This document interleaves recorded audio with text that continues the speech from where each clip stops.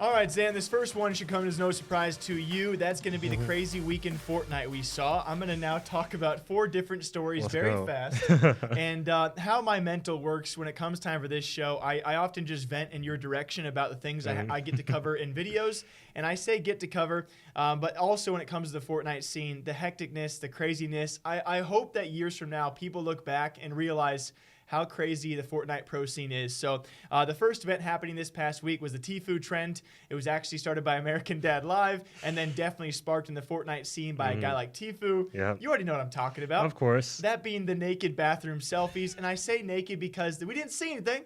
We didn't see any ding-a-lings Thankfully. or doobie-doos, but they were technically naked. Tfue, Gorgo, even Aiden thrown in there, and several other creators. I apologize for not naming all of them, but if you guys want to watch the video, you can. That was one thing, right? And that's actually a great start to the week. It really energizes me to cover just some nonsense, just like naked Fortnite pro players and because in what other scene would that happen? literally, this is not a thing. Okay, this is not a thing anywhere else. Yeah. I do enjoy it.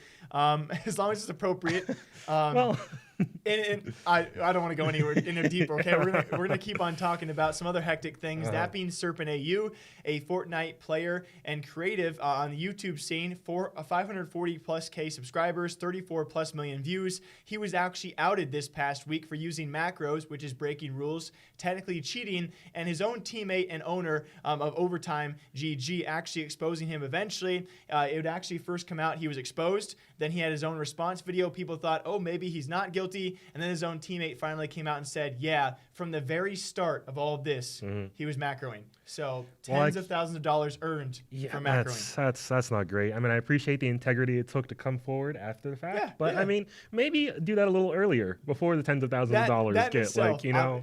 Obviously very crazy. That brought to light other macro events we'll talk about very shortly. I wanted to bring this up because I cannot make a video on this currently because I do not have to respond. Did you see Clix and his? I did not. There's too much this week. I missed some of the Fortnite drama. Clix, 15 years old. Yeah, very young. He posted a random TikTok and said that this very young. Was that this? Yes. Time flies. That feels like literally months ago. It was this week. He had this TikTok up and said this girl is really effing hot. I didn't know how to react because he's also 15. The girl is supposedly 12 or 14 and may or may not be his cousin.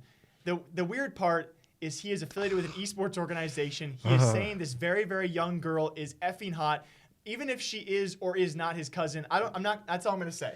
Okay. Moving on. Can you just not? Just leave it at that. Just don't. Hopefully you guys can understand. It's just really weird for me to cover this.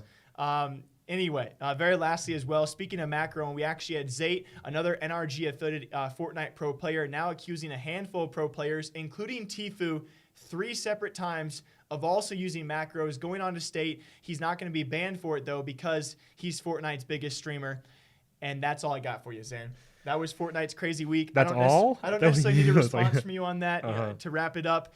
But, you guys can understand, obviously, why Fortnite is so crazy, continues to be crazy to cover. And that's 4 stories in a single 4 days that just blew me away.